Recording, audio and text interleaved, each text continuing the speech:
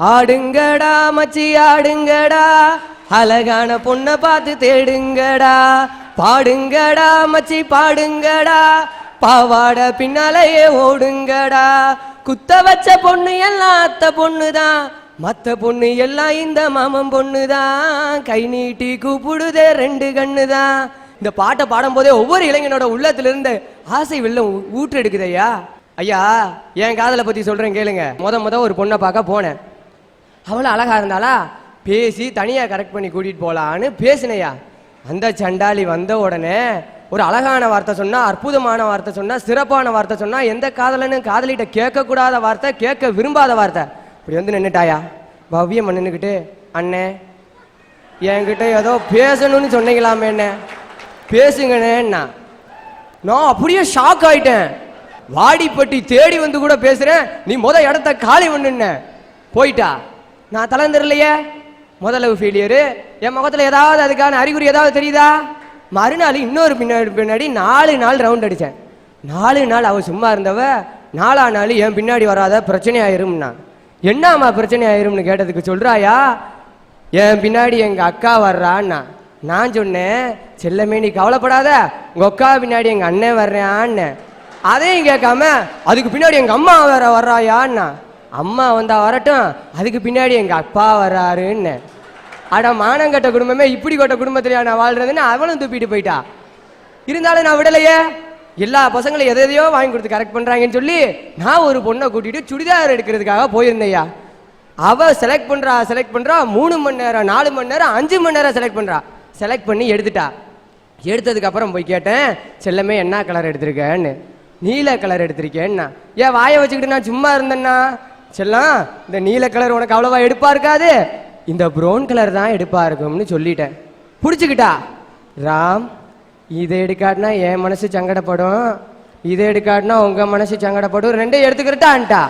என் பாக்கெட்ல இருந்தது சமஸ்டி பீஸ் கட்ட வச்சிருந்த 750 கொடுத்துட்டு வந்தவொடனே சொல்றா வந்து, ராம் நீங்க ரொம்ப நல்லவரா இருக்கீங்க, அதனால ஐ லவ் யூன்னு சொல்லிட்டு போயிட்டா. இதுல இருந்து என்ன தெரியுது?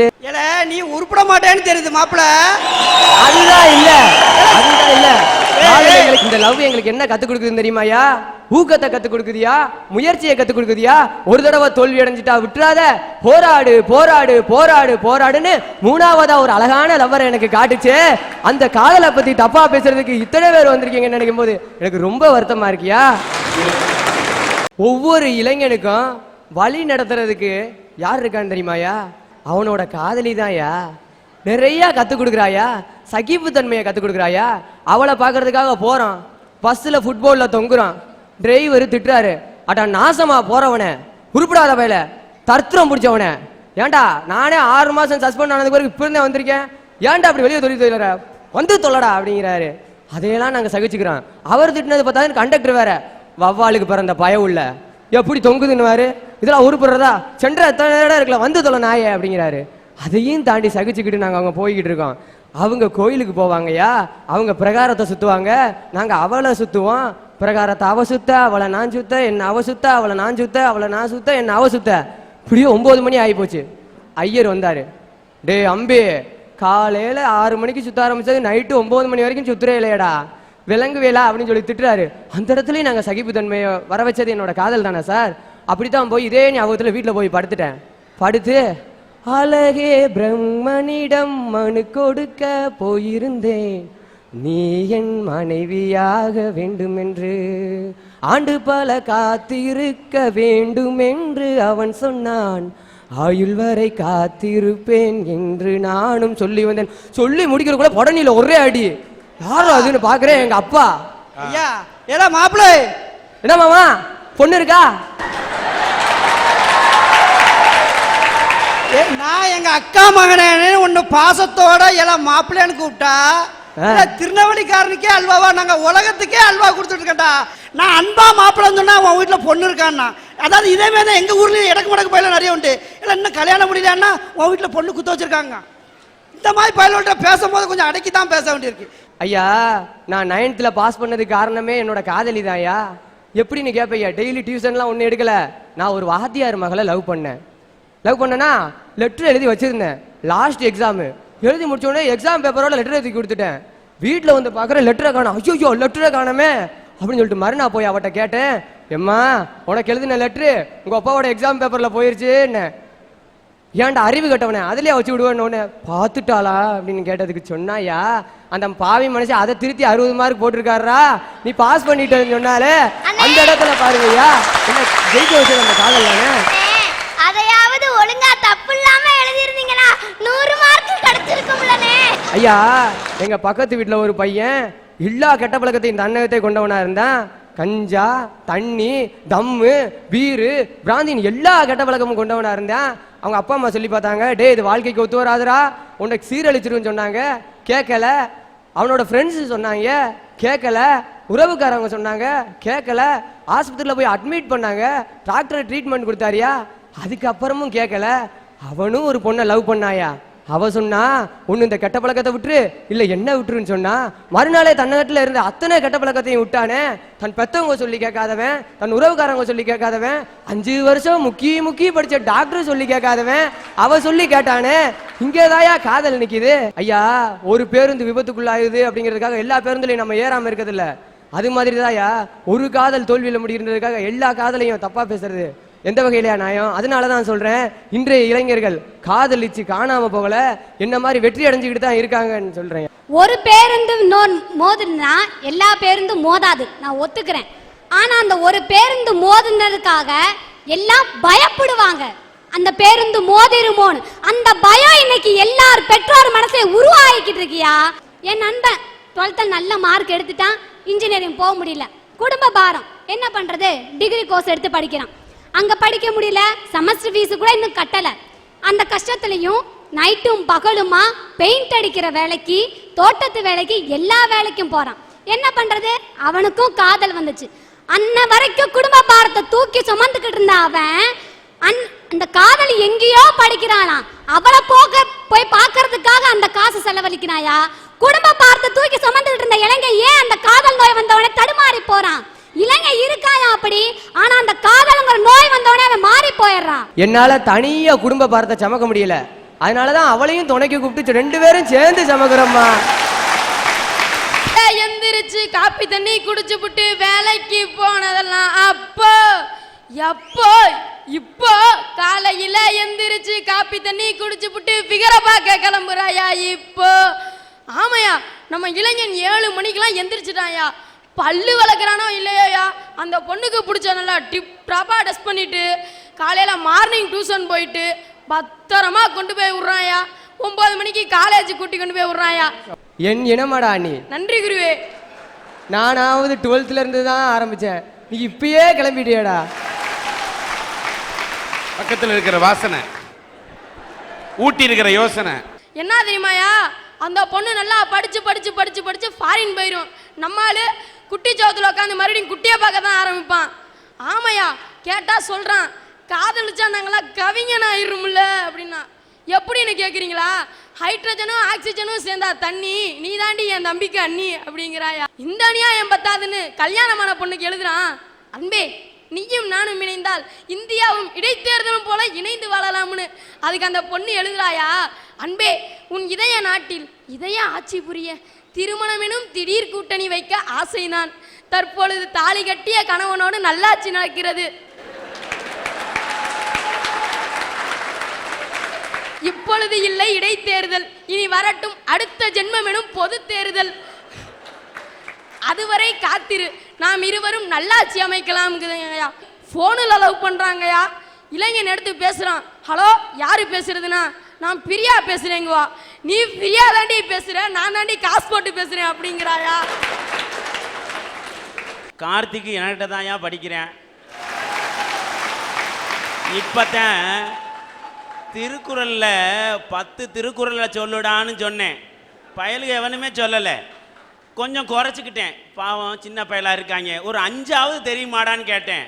முதல்ல எந்திரிச்சு நின்றாயா எனக்கு தெரியாதுன்னு. இப்போ பாரு கவிதை வர்றான். இப்படி இருந்தால் எப்படியா இளைஞர்கள் முன்னேற முடியும்? ஐயா காதல் ஆரம்பிக்கிறது ஐஸ்கிரீம் பார்ல, முடிகிறது இன்னைக்கு டாஸ்மார்க் பார்லையா. இப்படிதான் இளைஞன் காதலில் விழுந்து காணாமல் போய் கொண்டிருக்கிறான்.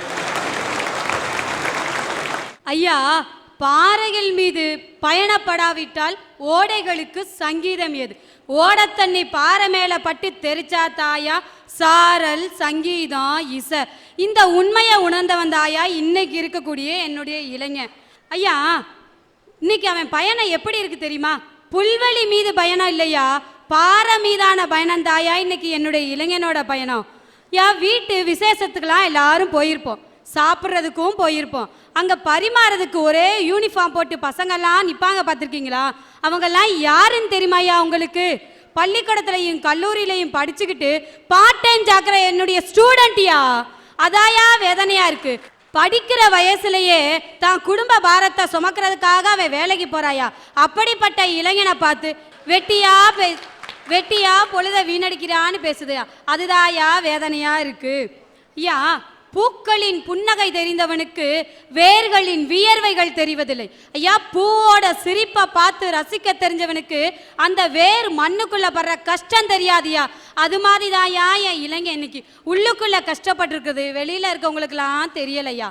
ஐயா, வாத்தை பார்த்துருப்போம் எல்லாரும், அது எவ்வளவு அழகா நீந்தும், எவ்வளவு அழகா போகுது, எப்படா நீந்துது நம்மளா ரசிச்சிருப்போம். தண்ணிக்கு அடியில் எவ்வளவு வேகமா அது பெடல் பண்ணணும் தெரியுமா? அப்பத்தாயா அது நீந்த முடியும். அப்படித்தாயா என் இளைஞன் வெளியில சிரிச்சிட்டு மகிழ்ச்சியா இருக்கிறத பார்த்து வெட்டியா பொழுத போக்குறான். அவன் உள்ளத்திலையும் உழைப்புலையும் தான் குடும்பத்தை எப்படியாவது முன்னேற்றணுமேன்ற எண்ணம் தாயா ஓடிட்டு இருக்கு. அதனால தாயா சொல்றேன், குடும்ப பாரத்தை இன்னைக்கு இருக்கக்கூடிய இளைஞர் தான் தூக்கி சுமக்கிறான்னு. ஐயா, மேல்நாட்டு மோகத்தில் இன்னைக்கு யாரு வேலைக்கு போலையா, குடும்ப பாரத்தை சுமக்கிறதுக்கு தாயா வேலைக்கு போறான். உன்னதமான உறவை பிரிஞ்சு நல்ல நண்பர்களை விட்டுட்டு ஐயா உணர்வுகள் எல்லாம் உள்ளடக்கிக்கிட்டு என் பாலைவனத்துல போய் வாழணும்னு யாராவது ஆசைப்படுவானா? ஐயா, இந்த அம்மா சொல்லுதாவோ. என்ன சொல்றாங்க? இந்த ஊர்ல உள்ள மரம் என் வீட்டுல மரம் வளர்த்துருக்கேன் ஐயா. என் வீட்டு மரம் என் வீட்டில் என் நிழல் கொடுக்காம பக்கத்து வீட்டில் போய் நிழல் கொடுத்துச்சுன்னா என் நெஞ்சு எப்படியா இருக்கும்? இங்கே வேலை பார்க்காம இங்கே இன்ஜினியர் படிச்சுட்டு இங்கே மருத்துவம் படிச்சுட்டு வெளிநாட்டில் போய் அமெரிக்காவில் என்ன ஏயா அமெரிக்காவில் வேலை பார்க்கயான்னு எங்கள் இன்ஜினியர் காலேஜ் எங்கள் மருத்துவ கல்லூரியும் படிக்க சொல்லி கொடுத்துச்சு. என்னாச்சு? எல்லாரும் தமிழ்நாட்டில் பிறந்திருக்கான், தமிழ்நாட்டில் தமிழ் விட்டு நம்ம விட்டு பிள்ளைங்கெல்லாம் தமிழில் பேசினா யாருக்கு பிடிக்குது? மம்மி டாடி ஆங்கிலத்தில் பேசுனா தானே பிடிக்குது. நல்ல வித்துலாம் வெளிநாட்டுக்கு போயிட்டுனா என் ஊர்ல சொத்தையா வச்சு நாங்க இது பண்ண முடியும்? வாஞ்ச டாக்டரையும் வாஞ்ச இன்ஜினியர்ட்டையும் நாம வைத்தியம் பார்க்க முடியும். ஐயா, எப்ப தெரியுமா அந்த பாலைவன பூமி கூட சோலைவனமா மாறும்? அவன் மனைவி அன்பா எழுதின கடிதம் வர்ற நாளும் அவன் மகனோ மகளோ அப்பான்னு சொன்ன முதல் வார்த்தையை கேட்காம ரெக்கார்ட் பண்ணி வச்சு அதை டெலிஃபோன்ல நம்ம பிள்ளை பேசுறத கேளுங்கன்னு அந்த அவங்க வீட்டுல இருந்து போட்டு கேட்பாங்களையா, அந்த டெலிஃபோன் சத்தத்துலயா கண்ணீர் வடிச்சுக்கிட்டு இருக்கான். அப்படிப்பட்ட இளைஞனை பார்த்து நீங்க என்ன பேச்சு பேசுறீங்க? ஐயா, குவைத்துல 80 மாடி கட்டடத்துல தலகீழா நின்று என் இளைஞன் கஷ்டப்பட்டு இருக்காயா. எதுக்காக? தான் குடும்பம் தலை நிமிரணும்ன்றக்காக. அவன் பாதாளத்தை பார்த்தாலும் தான் குடும்பத்தை வாணும் அளவுக்கு உயர்த்தணும்னு கஷ்டப்படுறானே, இன்னும் தொங்கிக்கிட்டு இருக்கானே, அந்த இளைஞன் குடும்ப பாரத்தை தூக்கி சுமக்கிறான் தாயா பேச வந்திருக்கிறேன். அந்த தலகளா தொங்கிட்டு இருக்க கயிறு ஒரு நிமிஷம் அருந்து விழுந்துச்சுன்னு வச்சுக்கோங்க, கந்து வட்டிக்கு கடனை வாங்கி அனுப்பின பெத்தவங்க கனவுளோடு இந்தியால காத்துட்டு இருப்பாங்க. தான் பையன் இறந்து போயிட்டான்னு தெரிஞ்சிச்சுன்னு வச்சுக்கோங்க, எல்லாரும் தூக்கு மாட்டிக்கிட்டு சாக வேண்டியதாயா. இந்த பாரம் தேவையா? இந்தியால இருந்தே கஷ்டப்படலாம்ல. சினிமா தியேட்டர் எடுத்துக்காங்க சார், ஒரு தலைவர் படம் ரிலீஸ் ஆயிட்டா போதும், கூட்டத்துல முந்தி அடிச்சுட்டு போய் முதல் நாள் உட்காந்து படத்தை பார்த்துட்டு சொல்றியா? ஏய், தலைவர் படத்தை முதல் நாள்ல முதல் டிக்கெட்ல பார்த்துட்டோம்லன்னு சொல்றான் சார். இதுவா சார் இன்னைக்கு இளைஞனோட சாதனை? இதே ஒரு இளைஞன் ரேஷன் கடையில முந்தி அடிச்சுக்கிட்டு போய் 1 கிலோ அரிசி வாங்கிட்டு வந்து வீட்டுக்கு கொடுக்கட்டும் சார், பெத்தவங்க பூரிச்சு போயிடுவாங்க சார். ஒரு பெத்த தாய் தகப்பனுக்கு பாத பூஜை செய்யாதவன் யாரா ஒருத்தருக்கு பாலாபிஷேகம் பண்றான் சார் இன்னைக்கு இருக்க இளைஞன். நம்ம காந்தியடிகள் சொல்லுவாரு, ட்ரெயின்ல போறப்ப தான் எல்லா லெட்டருமே நான் எழுதுவேன், ஏன்னா ட்ரெயின் பயணம் கூட வேஸ்ட் ஆகக்கூடாதுன்னு அவர் நினைக்கிறாரு சார். அப்ப கூட இருந்த ஒருத்தர் கேட்டாராம், ஏன் தாத்தா உங்களுக்கே வயசாயிருச்சே, நீங்க படுத்து ரெஸ்ட் எடுக்க வேண்டியதானே அப்படின்னு சொன்னாராம் சார். அதுக்கு நம்ம காந்தி என்ன சொன்னாராம் தெரியுமா? நான் படுத்துட்டா படுத்திருக்க இந்தியாவை இந்திய இளைஞர்களை யார் தலை நிமிர்த்துறது அப்படி சொன்னாராம் சார் நம்ம காந்தியடிகள். அப்படிப்பட்ட காந்தி மகான் பிறந்த இந்த தேசத்துல பிறந்த இன்னைக்கு இளைஞர்கள் ஓடி ஆடி உழைச்சு சம்பாதிக்க வேண்டிய இந்த வயசுல உட்கார்ந்து சாப்பிட்டா சார், உட்கார்ந்து சாப்பிட வேண்டிய வயசுல நம்ம இளைஞன் யார் கையை சார் எதிர்பார்த்துட்டு இருப்பா? குடி கொல்ல சூதாட்டம் அத்தனையும் கெட்டு சின்ன பின்னமா சீர்குலைஞ்சிட்டு இருக்கா சார் இன்னைக்கு இருக்க இளைஞன்.